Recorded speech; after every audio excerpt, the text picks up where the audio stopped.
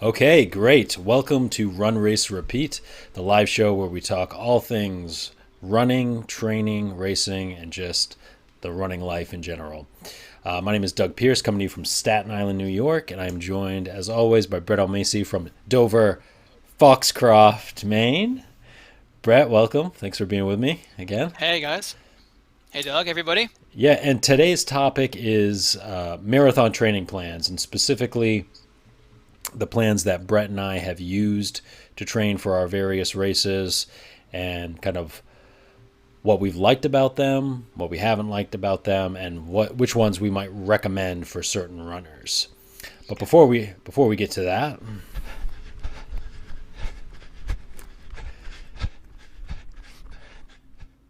it is the check-in. So I think you went first last. I know. I Every time that opening, I can't deal with it. It's running, okay? It's running. He's I know breathing it's just hard really, because of running. it's just really fun. So I'll go first this week because I think you went first last week. Okay. And this is the fourth week in the kind of general running fitness plan I've been doing. And it's been going pretty well. I've been running every day, continuing the streak I'm on. And this week, since it's the fourth week, and you basically stay at the same mileage for every 3 weeks, and then you bump up. So this is the first week where I'm kind of bumping up Okay. mileage a little bit. Not crazy. I think it's like maybe I'll end up doing 5 or 6 extra miles this week. Nothing too crazy, but that's kind of exciting. See how my body holds Yeah. up. So far, so good. I was a little concerned doing this that it might be too much because I basically coming from the couch, returning to running, and going, running 7 days a week. I was worried that I might get injured, but I've been taking it very easy on the runs, especially the easy runs, and being smart about it. And I think it's paying off. It's going pretty well so far. I did my first tempo run on Tuesday, which went pretty well. And yeah, so far so good. What about you? Same thing, Doug. Unfortunately, I've been ill in the past few days with an ongoing sort of chronic illness that hit me hard in the last week. But I've been doing 30 minutes a day, 5, 6 days a week the last week or so. Um, had nothing in the tank during it, but I slowed it down. Maybe would do 20 minutes and then walk and then jog the rest, or just do the full 30. But hopefully, I bounce back next week. It's been nice and cooler in Maine. Yeah. All you Mainers out there, it's been cooler in Maine the last few days, unfortunately for us. But I'm hoping to increase that mileage. But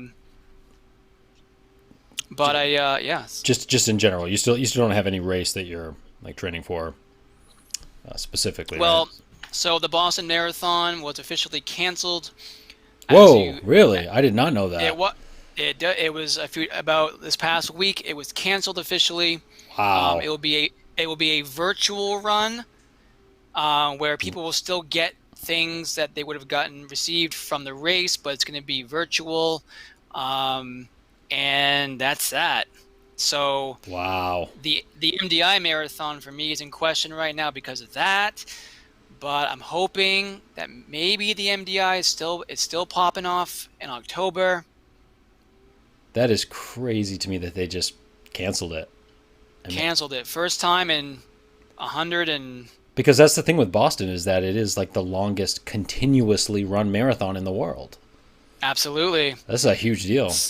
It is. So when I Yeah. when I register in the fall for next year, I'll get in, but it's all about the next few months. And So for those people who had qualified and were signed up to run this year in 2020, are they getting automatic placement into next year's race or no? It's oh, just oh, done. I don't think so.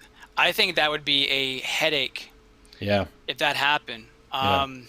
Yeah, because No, already they have they more people than they can handle, right? Like on a given year. right. So they'll still get their bling and all their stuff, and they have to like kind of like upload their time, and all this stuff. If they're gonna finish it under a certain amount of time, I believe it's like six hours maybe.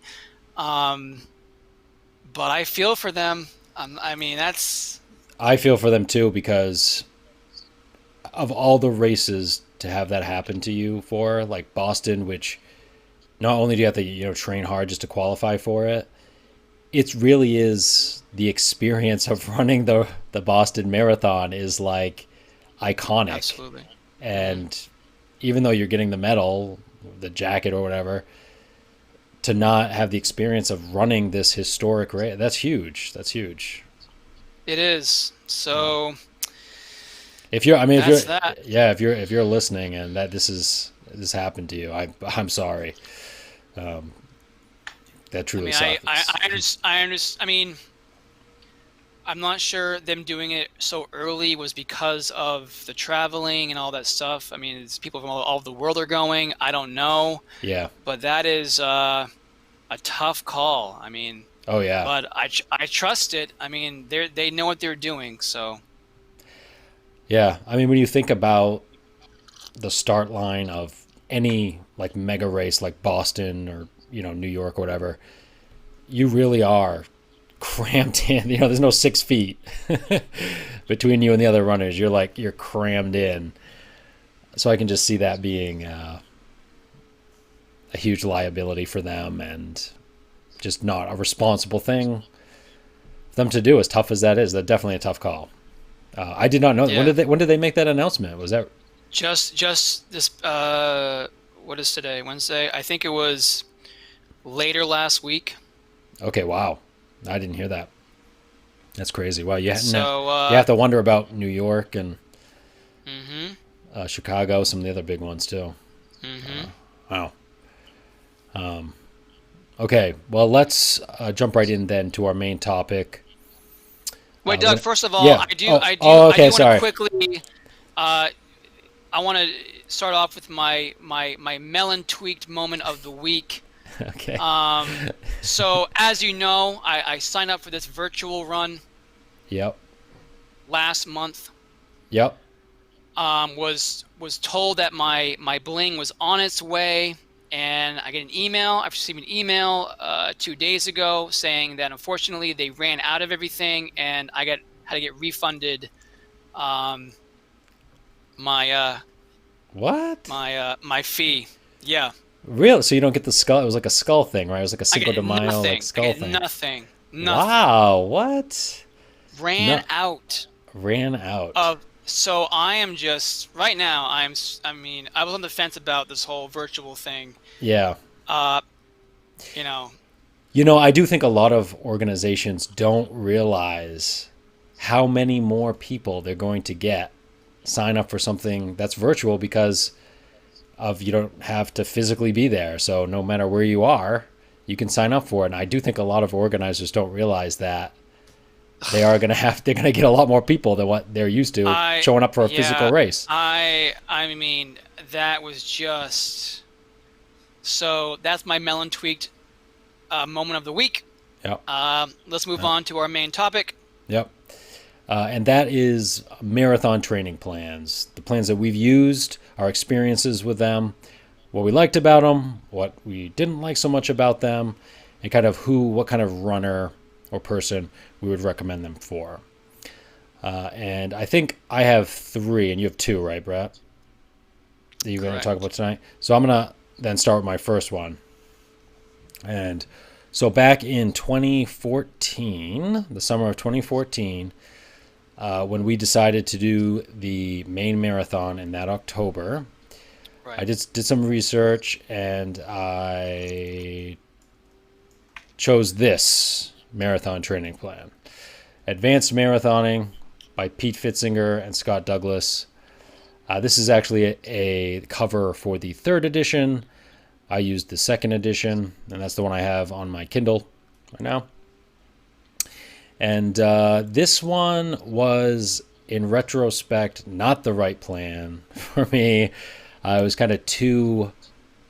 It would become the right plan for me, but it is not. You got to take the advanced in the title seriously. Like I was definitely not. Yeah. I was coming off the couch again at that time, and this plan, the plans in this book, I think like 30 miles per week is like the lowest volume plan in the book, and I should have started there, but of course I didn't. I was like, I'm going to do the 50 miles per week plan because I can't do the lowest volume plan in the book, right? That's Right. just not. I gotta do like one more in the middle. So I like rushed to get to 50 miles per week, and it was actually really bad. It was actually a really bad training experience for me because I just slogged through it basically so that I could get my miles, even though I Right. was like bonking on like training runs. I just was not strong enough to do it. I hadn't earned the right to do that plan. I hadn't earned You didn't earn it? I didn't earn it. I did not earn it. And we all know you got to earn it. You, So you must. it's an So inside joke, everybody. Don't worry yeah, about it. yeah. But no, I didn't earn it. I was doing a plan way above my level. But that isn't to say that the plan is bad. In fact, I think that advanced marathon training is a great marathon training plan. But for those who have finished a marathon, right? They've been running, people who have been running for a while have had consistency, have had consistent volume. If you're looking at doing this plan, in the beginning, he talks about kind of some guidelines, some metrics that you should hit before you do one of the plans, which is that you should be doing pretty close to the mileage that the plan starts out with. You should be doing pretty close to that volume before you start. And the long run, the first long run on that first Sunday, you should have already done a long run of about that length Okay. in the weeks before you start. But it is a. This is also, by the way, I did the same exact plan for my next marathon, the Vermont City Marathon. Same exact one, but this time I was strong enough to do the plan right. And that's why I'm kind of harping on this. Like, this is a great plan, but you need to be ready for it, or Right. it's gonna be too much. It's gonna be counterproductive. Right. You're gonna be training yourself into the ground. But it is it's exclusively a marathon plan.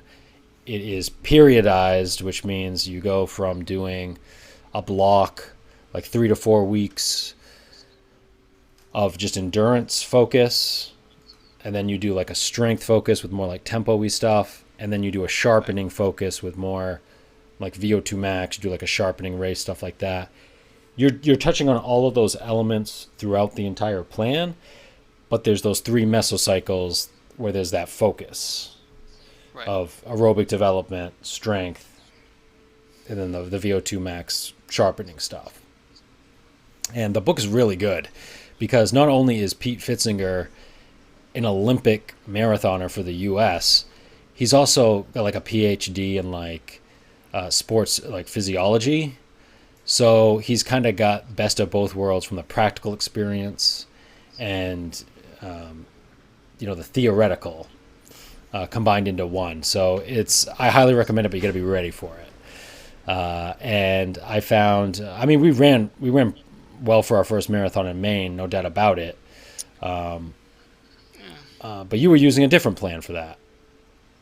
I don't know if that's the first one you wanted to talk about, Brett, but Yeah, I can use that. So everyone out there, when Doug and I ran together in 2014, I used something called the brain training uh, marathon plan. My first marathon plan. What is different about the brain training, guys, is that it's a 6 month plan, and there's 3 levels. And by the way, if you're a 5K or if you want to do a 5K this summer or later on, brain training actually has every basic race that you can train for, 5K all the way to marathon. 3 levels: your beginner, your intermediate, and your advanced.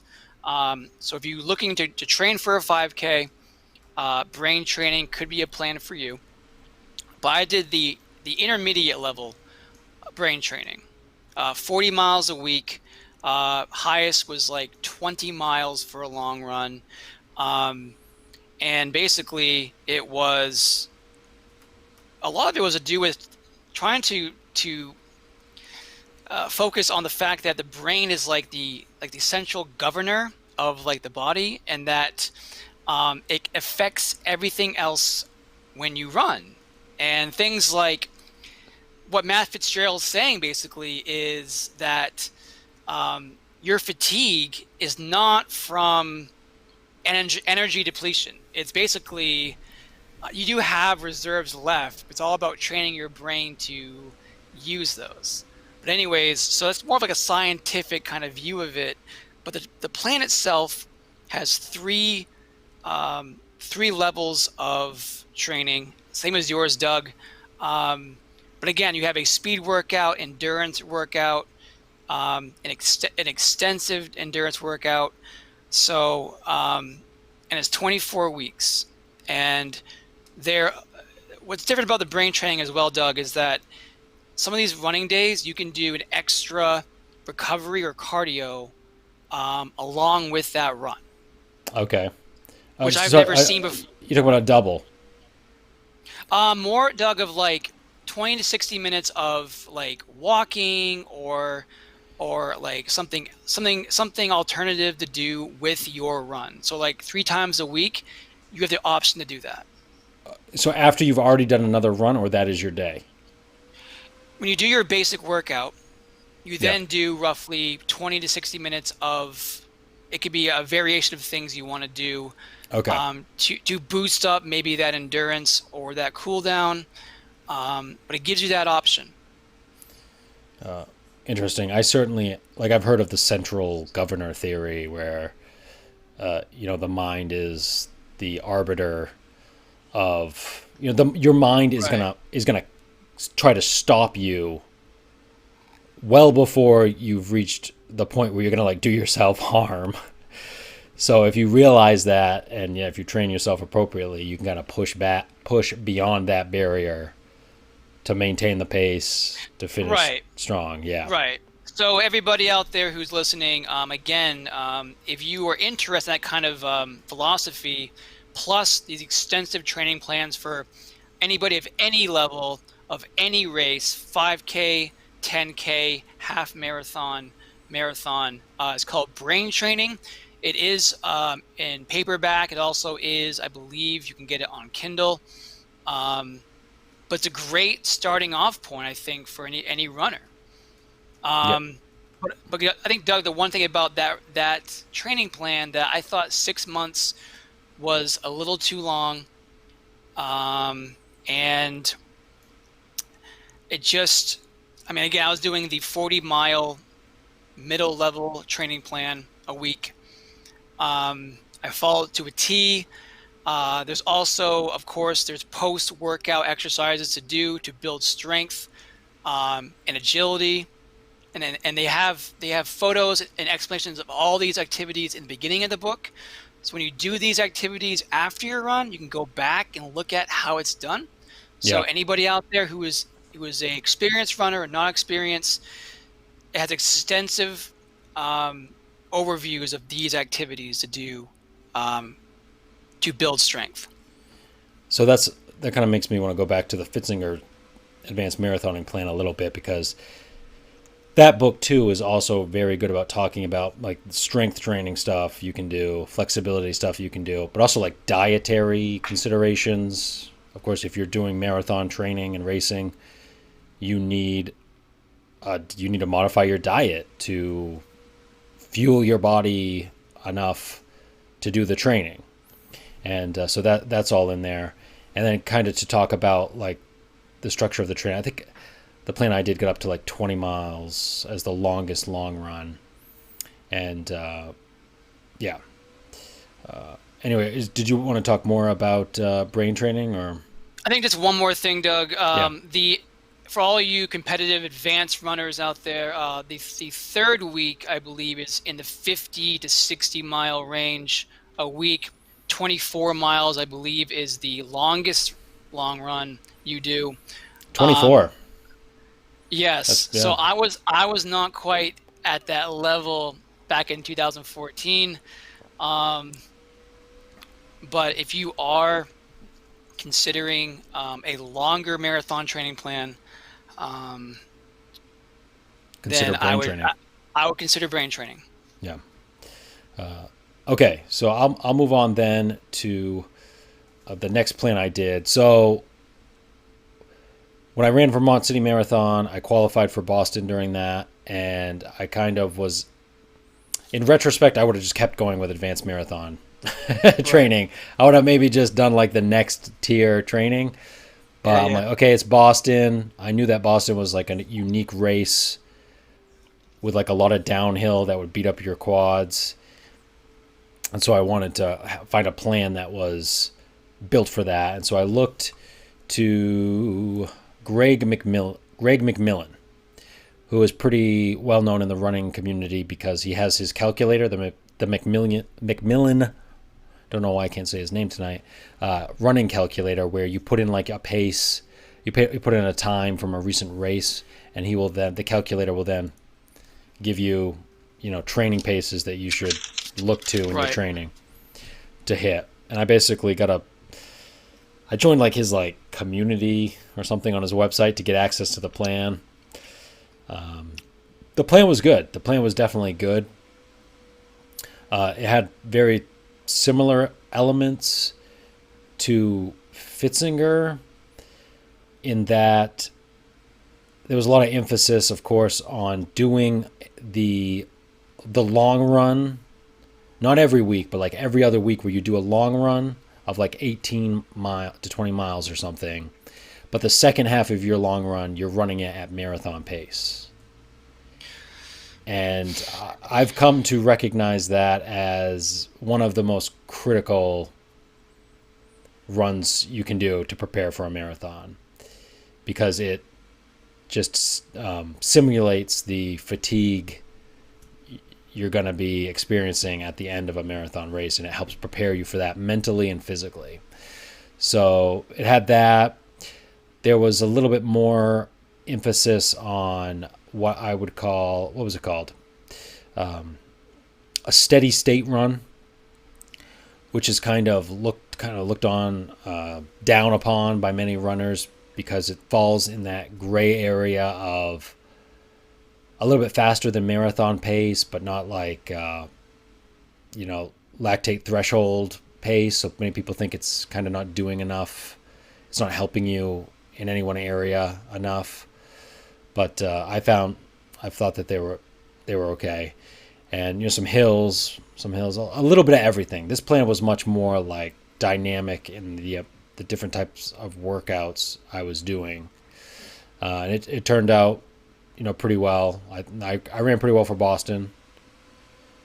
2:42, I think, exactly, which is a little annoying. I couldn't have ran like 1 second faster to get 2:41. Right, right, right. But yeah, so and I felt strong at the end of that race. So I think this plan rates pretty close to advanced marathon planning for me in terms of how they prepared me. I would put those two pretty close with a nod to Fitzinger. But yeah, the thing with him though is that his book that I showed, "You Only Faster," is kind of like just a general training philosophy book. I just want to be clear that I signed up for some like service on his website and got access to like a specific Boston Marathon training plan, and that's what I did. But I think it was 18 weeks, maybe 16 weeks actually. I think McMillan felt that going beyond 16 weeks was too boring, basically, for runners. It was just too long of a time for people to train, and that's why he felt that 16 weeks was what to shoot I for. agree. Yeah, Yeah, man. yeah. I think the 18 week, because the Fitzinger plans are 18 weeks. Well, he does 12 weeks or 18 weeks, but I did the 18 week for Vermont, and yeah, it does get a little long in the tooth. And also for the advanced marathon training plan, you're really not supposed to be doing races. for the most part during the plan, because that's gonna interfere with your training for that you're doing as part of the plan. So a lot of runners these days who are going to races and doing, whether it's like a social thing or they just want to race more, might find the Fitzinger approach a little tough to swallow, because you really do have to cut back on the racing until you're like sharpening, where you do like one race to sharpen for the Which marathon. is probably the most appropriate thing is the one race, Yeah, you know? yeah, yeah. But anyway, that's the Macmillan. My experience with the Macmillan plan. I definitely recommend Macmillan for the most part. I actually thought that for me, a lot of the other resources I got from the service, I just didn't find them that useful. For me, it was like just the plan that I got the most of the value from, Right. because I was highly dedicated at that time. I didn't need some of the hand holding at that time that the Right. service gave. So, but anyway, that's it for Macmillan for me. What's your next one, Brett? Next one, guys, is the Nike plan. This plan, I mean, I to be honest, everybody, I'm a numbers guy. I like format, I like structure. I like to know exactly what I'm doing.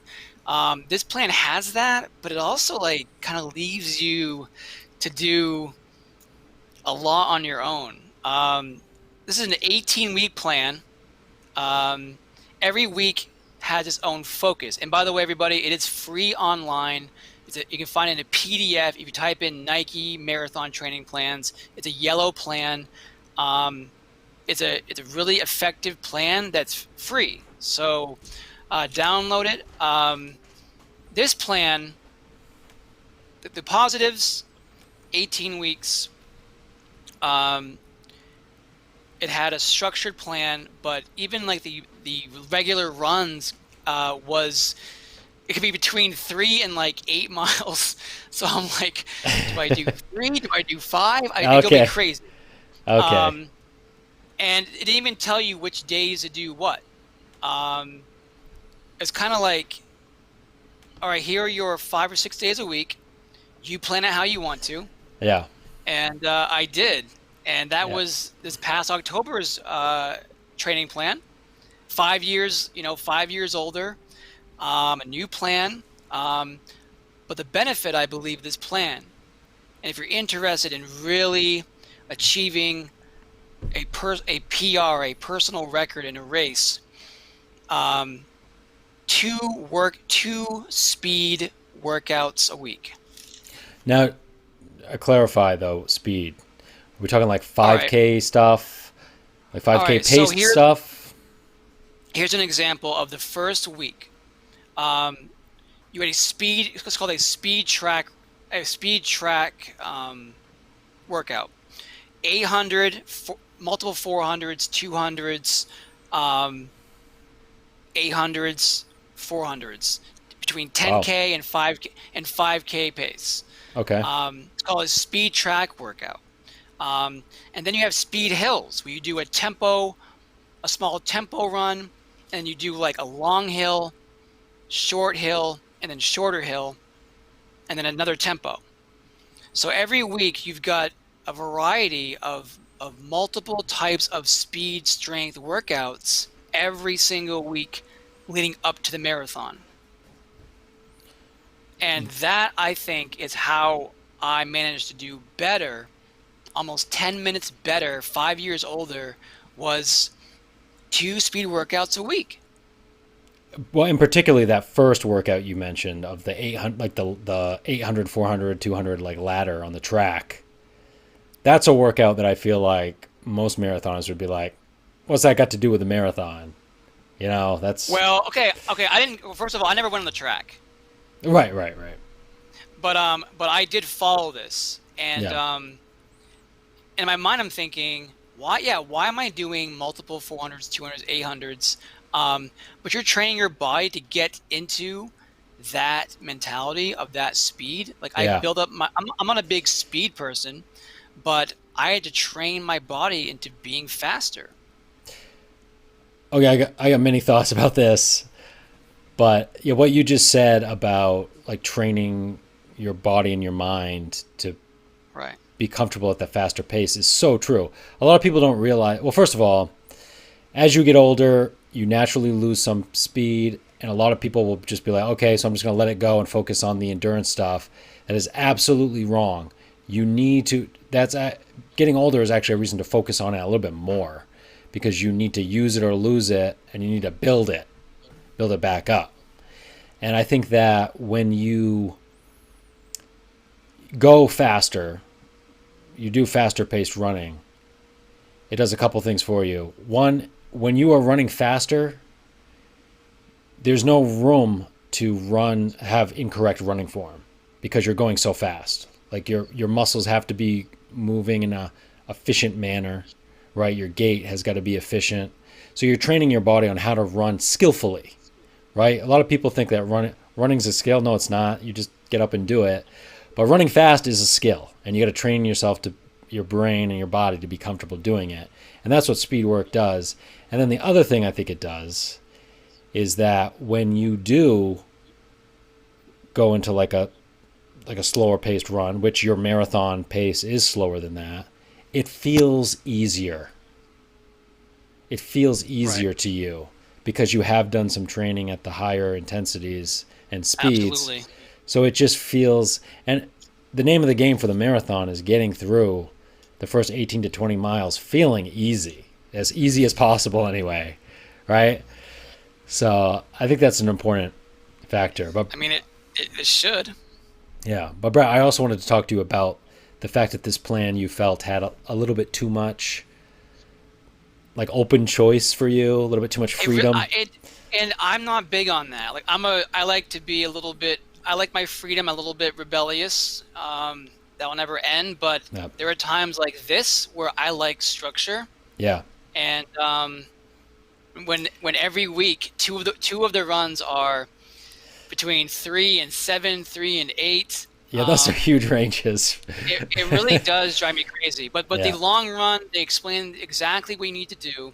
The yeah, speed workouts, I had to, I don't have a great memory, but I had to write it on my hand because it was so extensive sometimes. yeah, I had it on a piece of paper, yeah, and I had to carry it with me. But and I hated sometimes. It was hot last summer, yeah, and there was these long uh, intervals, and it just drove me crazy. But in the end, by week, 5, I yeah, was feeling good. yeah, yeah. And that's what it's all about. So, but it's interesting because this plan I have not used. I've read it though. The Jack Daniels distance running formula training book is like that, where he'll give you like 3 quality sessions to do per week, and then he'll be like, in between, you just got to hit this mileage. So do whatever you want on whatever day, and just hit the mileage. Oh God. And so it's a lot of people don't like that about his plans because there is that freedom. I'm sure some people love it who want to fit their schedule around it, but Right. I'm kind of with you, Brett, where I want to just know like exactly do this, and I just do it. I don't want to think about it too hard anyway. I just want to look at my schedule and do what's on there. And the Fitzinger plan is like that. And I read an interview with him where he said that for advanced marathon training, he was going to make it more like freeform, like Daniels and the Nike program you're talking about, where give people freedom to move the mileage around as their schedule dictates. But he learned that people wanted to just be told each day what to do. And certainly that's what we're kind of reiterating here. I mean, Doug, Um, there are times. I mean, look, that's the bottom line. Is anybody out there feels the same way? I feel you. There are times in my life I want to be told what to do, and there are times in my life where I want to take over myself. yeah. Yeah. Okay. Did you want to say anything more about the Nike plan? It's pretty clear. It's pretty Maybe, clear that the emphasis on the speed and a little more yeah, Doug. quality. Yeah. So, Doug, one more thing. the one thing also I like about this plan is that it does give you a pacing chart. Mm-hmm. Brain Train didn't do that, but the Nike plan does give you every type of pacing of every like your 5K pace, your 10K pace. Anybody out there, 5K is just your 3.1 mile pace. 10K, right, is your 6.2 mile pace. Yeah. Or but I like the fact they had a chart. Um, the other part of the speed workout, again, they had speed and hills, plus they had a track workout, which I like the variety. Mm-hmm. Um, this plan, everybody, is in um, three different levels. You've got speed, endurance, recovery. So when you say levels, is that like that's Like, every week? There's those three types of workouts that we mean. correct, Okay. speed, endurance, recovery. Yep. Yep. All three are just, they stress how important all three are. Um, so, again, guys, if you like structure, um, for myself at least, the brain training plan, again, has every type of race, every level.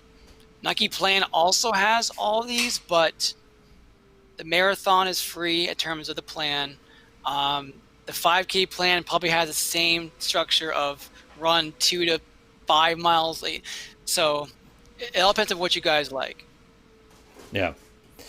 Um, okay. Cool. So if there's nothing else, I'll move on to my third plan that I used, and this one is kind of something I kind of homebrewed myself with guidance from this book. So this is Healthy Intelligence Training by Keith Livingstone, who is a disciple of Arthur Lydiard, the legendary New Zealand distance running coach.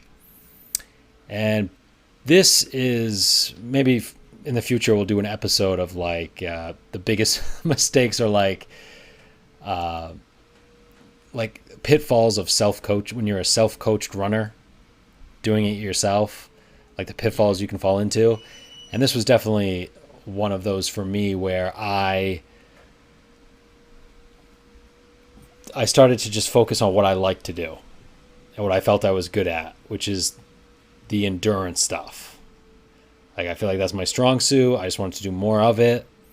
So I went with this more Lydiard-esque approach where I was doing basically like 2 half marathon distance like per week, runs per week at a pace a little bit slower than marathon pace, Tuesday, Thursday.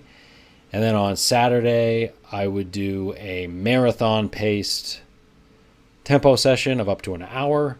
And then Sunday, I would do a long run of 18 to 20 miles. And I did that for, 16 or so weeks. And then finally, I did do like a couple of like 5K paced, like 1K, repeats, sessions towards the end to kind of jumpstart the aerobic system a little bit as the race approached.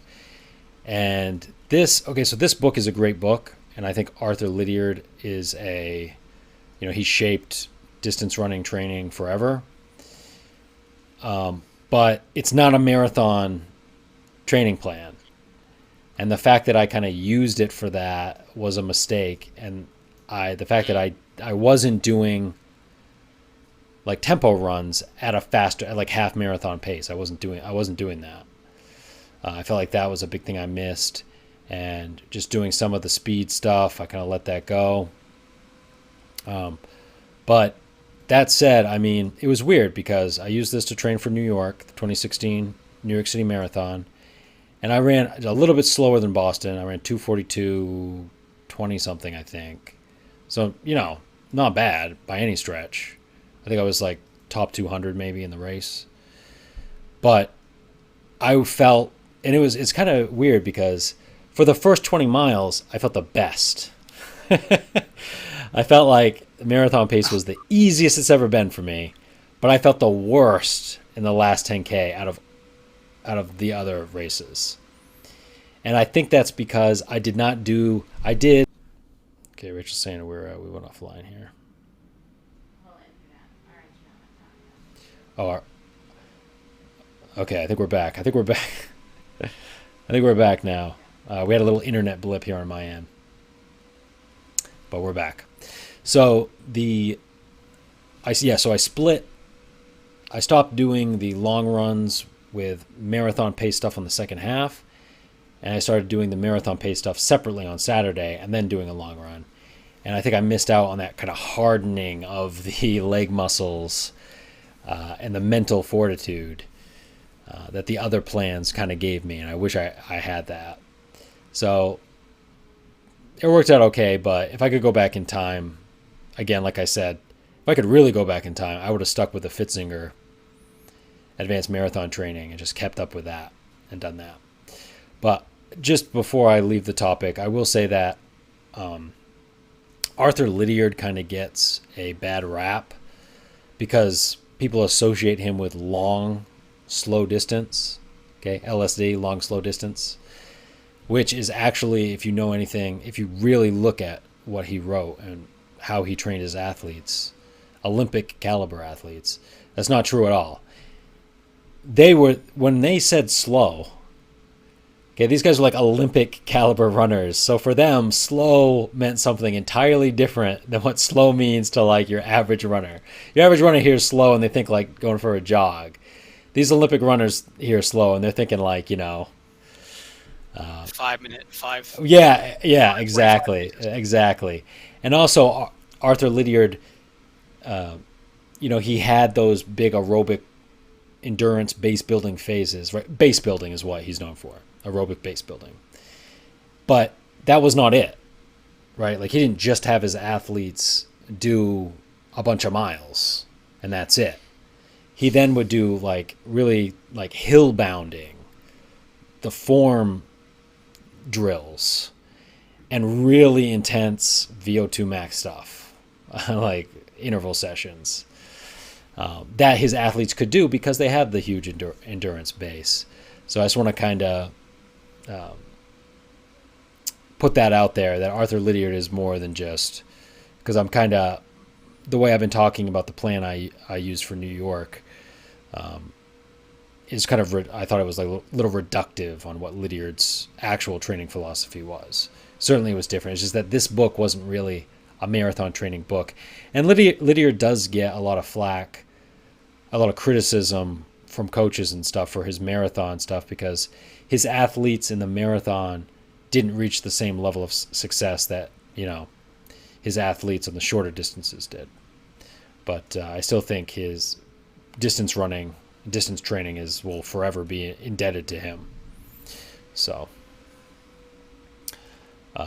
that's kind of it for me. So what you spoke about this a little bit already, Brett, but if you could recommend each training plan you did to one certain type of runner who you think would find success with it, Yeah. who would you recommend it to? Each book.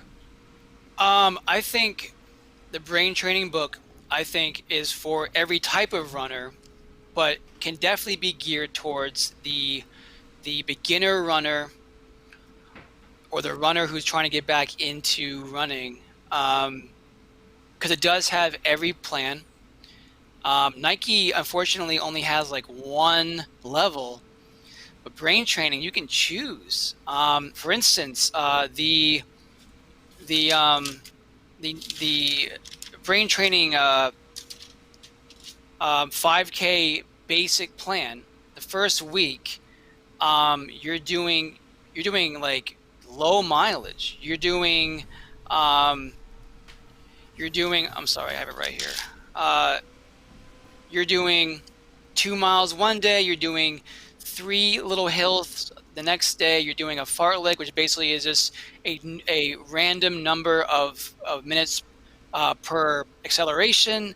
You're doing a 3-mile jog for your long run the first week. So it does play into every type of runner. Mm-hmm. So brain training can be used for everybody, but especially for the aspiring runner. It guides you exactly through a plan. Yeah, it's funny. The more I've used training plans and the more I've researched about running, it's kind of seems more obvious that really, no matter what distance you're racing, a lot of the training is the same. Where you're you're doing, you got a long run, right? You got a tempo run. You've got a track workout or a VO2 max workout and speed development stuff. It's Right. just that all those ingredients, you're making a cake with those ingredients. For a marathon, you add more flour, the endurance stuff. For a 5K, you might, a little less Right. flour, The maybe some more sugar, the VO2 max well, stuff. the the brain training also is geared for the advanced runner. Again, you're doing up to probably mid 50s, 60 miles a week. It is extensive plan for advanced marathoners, even half marathoners. Um, the Nike plan, I think, can be used for everybody, but I think it is more for the advanced type of runner because you're doing multiple speed workouts a week, which is not what the average runner does. Um, the longest run, I believe, is like 22 miles is the longest run. But again, it gives you the option to kind of like dial it back a little bit. You want to increase the mileage, but Nike plan is more for the hardcore runner who is looking to build up that speed. Um, I'll just kind of preface or add that Alan Culpepper, was like a elite pro U.S. distance runner, he always said that you get fast first, and it seems like that's the Nike plan too, where you work on that speed first because then it's going to help you do your endurance stuff faster and make that better quality too. And Doug, there So is no just easing your way into it. Nike plan. I mean, I was a little bit scared because you were just going that first week yeah, right into it, and I was not sure if I could do it. But I did become. I think again for all you speed people out there, this is a great plan. yeah, it's funny you mentioned that because the plan I'm doing now, which is just kind of like a general running fitness plan, it started off doing like hill workouts and like 5K pace stuff, and I had the same reaction. I was like, "Whoa, am I ready for that?" I just started running again, but it definitely I feel like has just helped to change things up, keep things more interesting, and it's not like brutal. You know what I mean? It's not like killing Uh, me, and it feels good. It feels good, and I think it's helping. So don't be afraid. Don't be scared off by that kind of quality. don't be afraid, people. Yeah. And then okay, so let's see here. We'll move on to the miles ahead. So Brad, are you just kind of continuing, just kind of staying the course? You mentioned Yeah, you might be looking to increase your mileage a little bit. I am. As soon as I'm health wise, I'm better. I will increase the mileage. Um, but I think also appetite, everybody. I mean, your food intake is key, no matter what runner you are. I have not eaten the amount of calories I probably should, even if I'm just doing a basic 3.5 to 4 mile run a day. So everybody's important to keep those calories up when you're working out, especially maybe after your run, um, because right now I have no energy. Uh, Part of it is uh, diet. Part of it is an illness. But I encourage you, if you want to maintain running, you need to eat and eat right. Yeah. Um, And Doug, we can do something like about that later in another yeah. episode about what we eat for marathoners, what the average runner should be eating. Yeah. I have a list of 20 items that every runner should be eating. Okay. Um, Yeah. so Yeah. It's in particular carbs, which uh, for your average runner people anyway. stay away from. I mean, Yeah, but look, yeah. everybody. Look, everybody. people, your aunt and your sister and your brother, like whatever, um, if they're on a certain regimen, cardio plan, or they got classes at the Y, whatever, carbs to them is their enemy for some reason. But if you are a runner, carbs are important, Doug. Yeah. I think there's like trends in like the nutrition industry where it's first fat's bad, now fat's good, and carbs are terrible for you. But the fact is that when you run, your body gets its energy predominantly from carbohydrates. And if you are not eating enough carbohydrates, you are not going to be able to run as fast as you otherwise would, or you're going to feel just lousy doing it. And we should do that show, Brett, because I think a lot of people would be surprised that if you are training for a marathon and you are doing some pretty high volume, you actually need to eat a significant amount of carbs. You know what I mean? It's more, it would surprise a lot of people. Yeah. So maybe we'll have to do that. But so for me, in the week ahead, I think my training plan, the most interesting thing on it, aside from the increased mileage, which I don't keep track of my actual mileage. I kind of roughly keep tabs on it, but I train by time spent running. Oh, are you not doing? You're not keeping track of miles on your watch? No, I don't. I've been. That's actually one thing I do when I'm getting back in shape. I do not. I use the watch, but I don't. I don't want anything. I don't want my pace tracked. I don't want anything tracked. I don't want to I don't want to know any of that. I just want to know like the time I spent running, and I will look at the mileage too. But I won't run to hit a specific mileage or mile marker. I'll just run for 30 minutes today, or 40 Okay. minutes, or for the long run, 60 minutes right now. Right. And that's it. I feel like, especially when you're getting started, that's the way to go, is to run by time spent running and not mileage. I just think it's a all in all superior way. And it's also an easier way to fit it into your schedule, because you might hear, Oh, you're right. It is. yeah, yeah, But I mean, I'm doing my virtual New York City subway. You know, yep, um, so I have to keep track of my mileage because I want to finally get that bling that I yeah, never got from the Cinco de Mayo, yeah, aka Mayo. yeah, They better give me my damn bling. yeah. That's crazy. Yeah, I can't believe that. I want my singlet. I want Yeah. my medal. I want my friggin' Oh, jacket, whatever. but tomorrow my plan actually has me doing some form drills, which I have never done. We might have done it in college, Brett. In Farmington, we might have done Doug, like some. form drills. Just going back to that though, form Yeah, drills are actually and the brain training. yeah, So brain training does have form drills um, every week. yeah. And look, it makes sense. Like going back to what I talked about, running fast being a skill. I mean, you look at any pro runner, I guarantee you they're doing form drills. I guarantee that's part of the mix. You go to, I should be doing it, Doug. yeah, I think you're right. I think maybe a goal of mine, Doug, is to do what you're doing is starting the form drills because I never do them. yeah. Well, you're good at doing the like the general strength stuff. Like you're keeping up like the core Yeah, stuff and everything like that. yeah, I got to be yeah. better at But I doing that. think But yeah, Doug, maybe I we'll haven't done it yet, challenge you. Brett.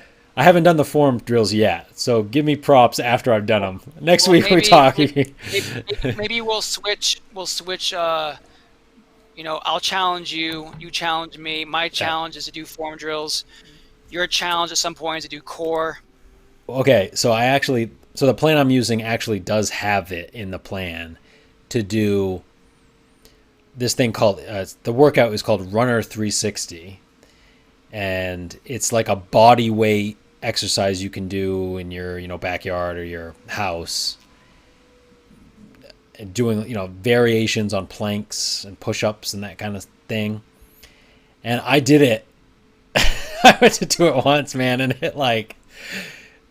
I felt pathetic. I'll just put it that way. I Dude, felt pathetic. dude, Uh, I'm telling you right now, Just keep at it. I'm Yeah, I know. telling you. I know. I refuse to do push-ups, sit-ups, Yeah. anything for any marathon training plan. I Yeah. didn't do any of it. And Yeah. now I'm like, 3 months into it, like it's changed me. It doesn't help that I'm like doing it in my backyard where like I know because I'm in Staten Island and there's like a lot of houses all around and everybody's home because of Oh God, the yes. quarantine. So I'm like I know that like people are like looking in the back window like look at this guy, Yes. and I'm just like I'm just like dying doing push-ups and planks and stuff. Doug, But maybe your GoPro should be dedicated to that, and you can show yeah, us oh every my, week your progress with your core. I actually have with my core. I actually went out with a GoPro on my run today. I didn't have time to prep the footage, but I took a big digger on the trail. It was like muddy because it rained today, and I Hell yeah. tally went down. And I'm like, oh shit. So I was gonna share Wait, that. that, yeah, please share that. Let me see. But yeah, here's the. Here it is, right here. Jesus. See when these better. Wait for it. Shh. Oh. Oh, shit. Here it is. This is the It's Rio. GoPro. It's Rio with But the angle. yeah, I gotta say I love this thing because it makes it so not just for running, like it's an action cam, so it's made for running or biking or like other sports use, but I actually like it as a general use or like a vacation type camera because it's so easy to just start recording. Like you have your Right. presets and it's great. So there it is. I'll have some footage before too long to share with the show. I But want to I want to see that fall. So make sure you upload that. oh, I will share it in all its glory for sure. But okay, well, that's it. I don't see any comments in here, any questions. So I guess we'll go ahead and wrap it up. Please, if you'd enjoyed the show, go ahead and subscribe to the channel. It does help us out. YouTube kind of doesn't give you some features unless you hit a certain subscriber count. So I'd like to hit. I think it's like 100 subscribers. So I'd like to hit that and get some of those features. That'd be nice. But other than that, any final words before we say goodbye, Brett? Not much, Doug. Just everybody out there, keep at it. Yeah. Summer's here. You've got the whole summer to get those runs in. The, Get a plan. Remember, get a plan for yourself. Um, and yeah, the races will return, right? The physical races will return. It might not be they this will year. return. Might not be this year, but they will return at some point. So and even if they don't give you your swag, virtual races are an option. Um, Ugh, to I'm not. maybe I'm not impressed yet. well, they do give you something to train for at least. So yeah, but keep the training up, and we will see you next week, Wednesdays at 9 p.m. Take care, everybody. See you guys.